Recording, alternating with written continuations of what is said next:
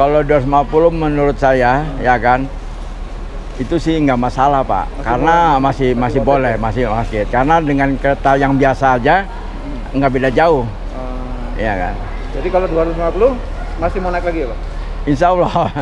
Ya. Nah, itu kan juga masih promo Pak. Iya. Promanya kan 300. Iya. Nah, kalau 300 gimana Pak? 300 ya masih mikir-mikir, karena kalau saya sekeluarga nih Pak. Oh iya, waduh. Iya, jadi kalau kita berlima udah 1,5 juta baru 3 jam, ya kan.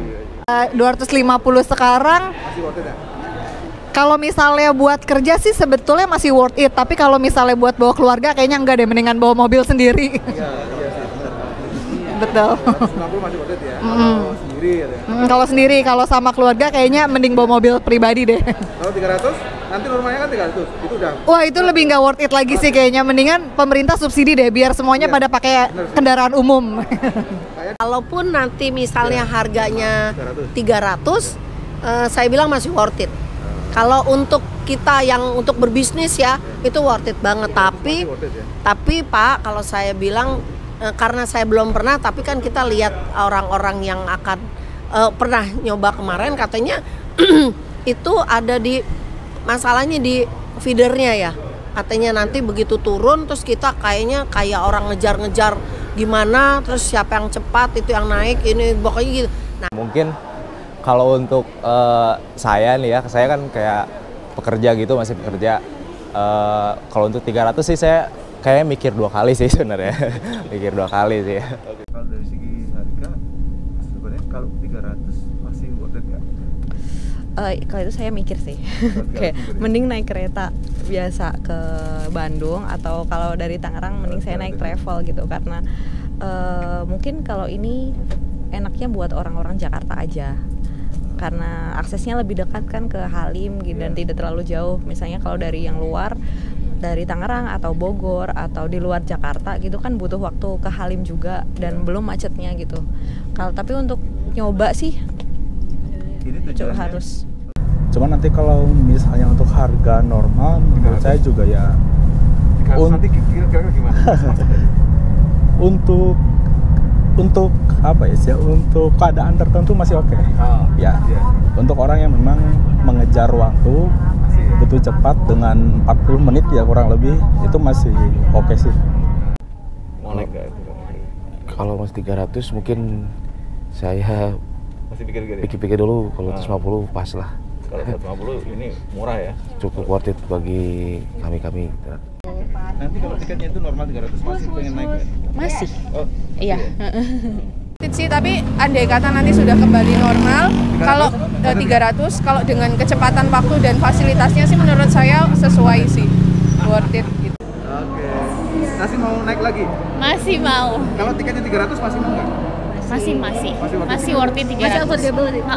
Untuk secepat ini dengan fasilitas seperti ini. Oke. Iya. Memang. Jadi kalau misalkan 300.000 itu masih wajar ya? Wajar. Oh iya ya, karena memang yang pangsa pasar yang dilirik oleh kereta cepat adalah orang yang menggunakan kendaraan selama ini menggunakan mobil segala macam, bukan menggunakan kereta biasa gitu.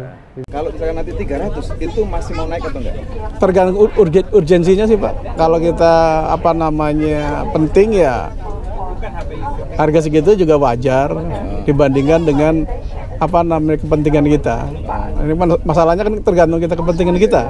Kalau kita asal sekedar jalan-jalan bayar 300, mendingan jangan. Kalau nggak ada kepentingannya jangan. Mendingan ditabung aja.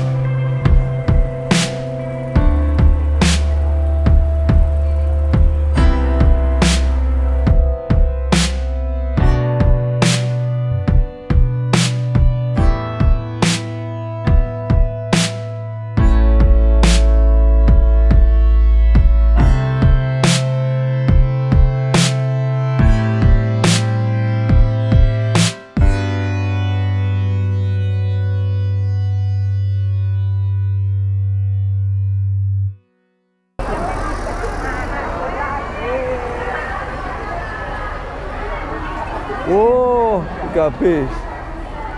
Ya, sukses Pak, lancar.